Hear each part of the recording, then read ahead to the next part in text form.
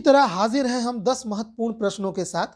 आज हम लोग डिस्कस करेंगे पर्यावरण के 10 महत्वपूर्ण प्रश्न और ये जितने भी प्रश्न हैं ये ज्यादातर वायुमंडल से संबंधित हैं। तो शुरू करते हैं हम अपने इस सेगमेंट को। पहला प्रश्न है, निम्नलिखित नोबल गैसों में से कौन सी वायु में नहीं पाई जाती है? नोबल गैस यानी अक्रिय गैस, जिसे हम लोग निष्क्रिय गैस भी कहते हैं, इंग्लिश में इनर्ट गैसेस कहते हैं। तो ये जो आप चारों ऑप्शन देख रहे हैं, पहला ऑप्शन हीलियम, दूसरा ऑर्गन, तीसरा रेडॉन और चौथा नियॉन, ये चारों गैस नोबेल गैस यानी निष्क्रिय गैसों की कैटेगरी में आते हैं। अब इसमें से एक ऐसी गैस है जो वायुमंडल में नहीं पाई जाती है, बाकी तीनों पाई जाती हैं। तो इसमें सही ऑप्शन है रेडॉन। ये जो रेडॉन गैस है यह सामान्यतः वायुमंडल में नहीं पाया जाता है। बहुत ही खतरनाक जहरीली गैस है। रेडॉन गैस अगर हमारे बॉडी में चला जाए, हमारे ब्लड में मिल जाए तो ब्लड कैंसर होने का खतरा रहता है। जबकि बाकी तीनों जो इनर्ट गैस हैं, हीलियम, ऑर्गन और नियॉन, ये सभी वायुमंडल में कुछ न कुछ मात्रा में पाई जाती हैं। बढ़ते हैं अगले प्रश्न की ओर। अगला प्रश्न है, वायु एक है। अब यहां आपको बताना है, ऑप्शन है कि वायु एक यौगिक है, या दूसरा ऑप्शन है तत्व है, मिश्रण या विद्युत अपघट्य।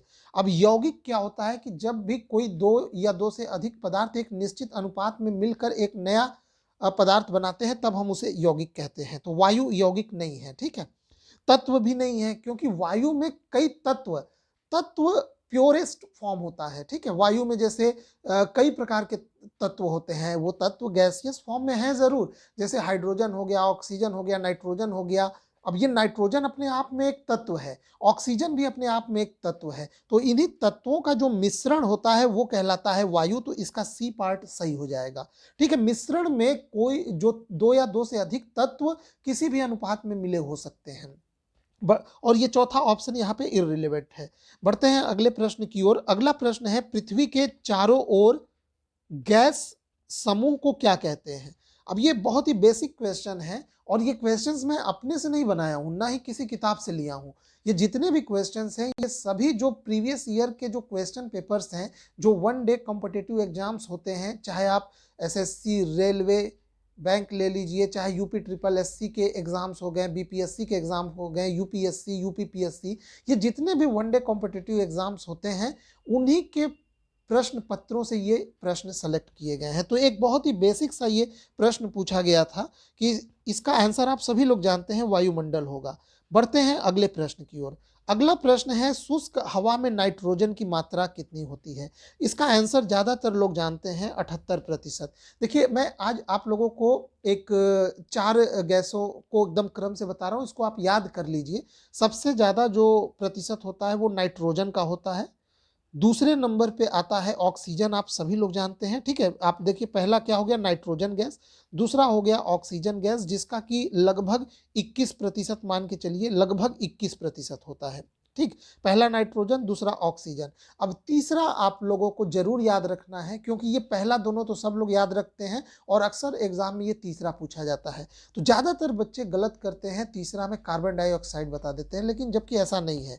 तीसरे नंबर पे जो गैस आता है वो होता है आर्गन, ठीक है। आर्गन गैस होता है, यह लगभग 0.9%, 0.88 या 0.9% आप मान लीजिए, लगभग ये उतना होता है। जबकि कार्बन डाइऑक्साइड तो 0.03, मतलब बहुत, इनकी तुलना में बहुत कम होता है कार्बन डाइऑक्साइड का परसेंटेज। उसको तो पार्ट्स पर मिलियन में नापते हैं।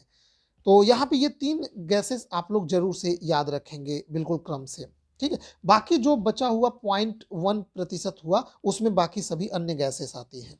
बढ़ते हैं अगले प्रश्न की ओर। अगला प्रश्न है, वातावरण में सर्वाधिक प्रतिशत है। तो वातावरण में सर्वाधिक प्रतिशत किस गैस का है? तो इसमें आप ऑप्शन देखिए, ऑक्सीजन, कार्बन डाइऑक्साइड, नाइट्रोजन या हाइड्रोजन का। तो यहाँ पे आप आंसर लिखेंगे नाइट्रोजन। अभी अभी हमने पढ़ा कि लगभग 78% मात्रा नाइट्रोजन गैस का होता है, ठीक। बढ़ते हैं अगले प्रश्न की ओर। हवा में जिस गैस की मात्रा, अब देखिए सेम ये रिपीट होते हुए क्वेश्चंस लग रहे हैं, ये इसी लैंग्वेज में एग्जाम में पूछे गए थे, ठीक। अब चूंकि आज हम लोग केवल वायुमंडल से ही संबंधित क्वेश्चंस को सेलेक्ट किए हैं, तो उसमें ये क्वेश्चंस कुछ इस तरह से रिपीट होते हुए नजर आ रहे हैं आपको। तो इसका भी आंसर नाइट्रोजन ही है। हम लोग जल्दी से आगे बढ़ते हैं। अगला प्रश्न है यहाँ पे, निम्नलिखित में से कौन सा कार्य पेड़ पौधों का नहीं है? आपको बताना है जो पेड़ पौधे हैं इनमें से कौन सा कार्य नहीं करते हैं। पहला, कार्बन डाइऑक्साइड का अवशोषण। आप सभी लोग जानते हैं फोटोसिंथेसिस की प्रक्रिया, प्रकाश संश्लेषण की प्रक्रिया में पेड़ पौधे कार्बन डाइऑक्साइड का अवशोषण करते हैं, तो यह सही है। अगला ऑप्शन है सौर का अवशोषण, यह भी सही है। इवन पेड़ पौधे जिस एरिया में, शहरों के जिस भाग में होते हैं, वहां पे जो ध्वनि होते हैं, ध्वनि प्रदूषण कम होता है, क्योंकि ये जो पेड़ होते हैं, इनकी पत्तियां या पूरा का पूरा पेड़ जो है वो इन ध्वनियों को अवशोषित कर लेता है। ठीक है, इनको ग्रीन मॉम्फलर्स भी बोला जाता है। ग्रीन मॉम्फलर समझ रहे हैं ना, ग्रीन मॉम्फलर, ये ग्रीन तो आप समझ रहे होंगे, मॉम्फलर मतलब आवाज, ध्वनियों को रोकना, अवशोषित करना। तो इस प्रकार से ये शोर का अवशोषण करते हैं। वायु प्रदूषण, ये तो गलत है, वायु प्रदूषण नहीं बल्कि वायु को और शुद्ध करते हैं। तो यहाँ पे अगर देखा जाए तो यही सी पार्ट इसका आंसर हो जाएगा, क्योंकि इसमें पूछा है कौन सा कार्य नहीं है। जबकि ऑक्सीजन की विमुक्ति यानी ऑक्सीजन का छोड़ना, तो ये फोटोसिंथेसिस की प्रक्रिया में आप लोग जानते हैं CO2 का अवशोषण होता है और ऑक्सीजन रिलीज होता है, ऑक्सीजन विमुक्त होती है वायुमंडल में। ठीक, तो इस प्रकार से इसका आपने ये आंसर समझा। हम लोग बढ़ते हैं अगले प्रश्न की ओर। अगला प्रश्न है, यदि पृथ्वी पर पाई जाने वाली वनस्पतियां, पेड़ पौधे समाप्त हो जाए तो किस गैस की कमी हो जाएगी?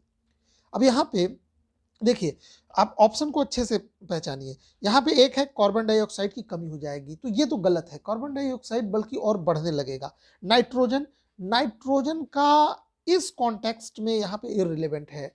ठीक, जलवाष्प, जलवाष्प अगर आप बहुत इनडायरेक्ट वे में सोचें तो आप थोड़ा बहुत ये हो सकता है कि ठीक है जलवाष्प का संतुलन बिगड़ेगा, ये एक अलग बात है। लेकिन एक्चुअल में ये जो क्वेश्चन पूछा जा रहा है, इसका सही आंसर डी होगा, ऑक्सीजन। क्योंकि ऑक्सीजन का जो बैलेंस है वो सीधे तौर पे पेड़ पौधों से जुड़ा हुआ है, तो ऑक्सीजन की कमी हो जाएगी। ठीक है, तो बढ़ते हैं हम लोग अगले प्रश्न की ओर। अगला प्रश्न है, पर्यावरण अपकर्षण से क्या अभिप्राय है? अपकर्षण का मतलब होता है इन्वायरमेंट की क्वालिटी का कम होना, उनकी गुणवत्ता का कम हो जाना, पर्यावरण का प्रदूषित होना, सीधे तौर पे आप ये समझिए। तो यहाँ पे इसका मतलब क्या है अपकर्षण का? पर्यावरणीय गुणों का पूर्ण रूप से निम्नीकरण, यह सही लग रहा है। मानवीय क्रियाकलापों से विपरीत परिवर्तन लाना, यह भी सही बात है। जैसे मानवीय क्रियाकलापों से जो वायुमंडल, जो पर्यावरण को नुकसान होता है, तो एक प्रकार का यह विपरीत परिवर्तन जो होता है मानव क्रियाकलाप से, वह भी पर्यावरण अपकर्षण में ही शामिल होता है। जैसे प्लास्टिक पोल्यूशन, बहुत ज्यादा प्लास्टिक पर्यावरण में आना, यह एक मानवीय क्रियाकलाप है, तो इससे भी पर्यावरण का अपकर्षण हो रहा है। पारिस्थितिकी विभिन्नता के परिणाम स्वरूप पारिस्थितिकी असंतुलन, यह भी सही है। अब जैसे यहाँ पे पारिस्थितिकी विभिन्नता का मतलब क्या हुआ? जैसे मान लीजिए किसी चीज का इस पर्यावरण में बैलेंस बना हुआ है, जैसे मान लीजिए CO2, कार्बन डाइऑक्साइड का बैलेंस बना हुआ है, लेकिन हाँ, मानवीय गतिविधियों से जो फैक्ट्री हैं, जो मोटर गाड़ियां हैं, इनसे जो धुएं निकल रहे हैं, तो इससे क्या हो रहा है? इससे परिस्थिति, कार्बन डाइऑक्साइड का बैलेंस बिगड़ रहा है, तो एक प्रकार से यह भी पर्यावरण अपकर्षण का एक कारण है। तो यहाँ पे सभी ऑप्शन इसके सही हो जाएंगे। ठीक, बढ़ते हैं अगले प्रश्न की ओर। अगला ये लास्ट प्रश्न है, और ये प्रश्न है, अपक्षय का विचार किस चीज से संबंधित है? अपक्षय का मतलब यहाँ पहचानिए, पृथक हुए पदार्थों का संग्रह। दूसरा ऑप्शन है मौसम में दैनिक परिवर्तन। तीसरा ऑप्शन है एक प्राकृतिक क्रिया जो चट्टानों को सूक्ष्म कणों में विभक्त करती है। तो यहाँ पे सही आंसर हो जाएगा सी पार्ट। अपक्षय की ही प्रक्रिया के स्वरूप ये जो चट्टान होते हैं, ये छोटे छोटे कणों में विभाजित होकर फिर मिट्टी का निर्माण होता है। तो अपक्षय का मतलब यही हुआ कि जो चट्टान है। अब अच्छा, अपक्षय के कारक कौन कौन से हैं? कई कारक होते हैं, जैसे वायु हो गया, वायु से भी अपक्षय होता है। आप रेगिस्तानी भागों में देख सकते हैं। जल, जल अपक्षय का एक बहुत बड़ा कारक है। जल किसी भी चट्टान पे गिरे तो धीरे धीरे उस चट्टान को तोड़ता जाता है, तो वायु हो गया, जल हो गया। समुद्री लहरें जो हैं वो भी अपक्षय का कारण है। ठीक, तो ये अपक्षय के कुछ कारण हैं, इनके कारण अपक्षय होता है। ठीक, तो यहाँ पे हमने ये 10 महत्वपूर्ण प्रश्न डिस्कस किया। इसमें से ज्यादातर प्रश्न, 10 में से 8 या 9 प्रश्न तो वायुमंडल से ही संबंधित थे। लास्ट का ये एक आध प्रश्न पूरे ओवरऑल पर्यावरण से संबंधित था। ठीक, तो इस सेगमेंट में बस इतना ही। वीडियो देखने के लिए आपका बहुत बहुत धन्यवाद।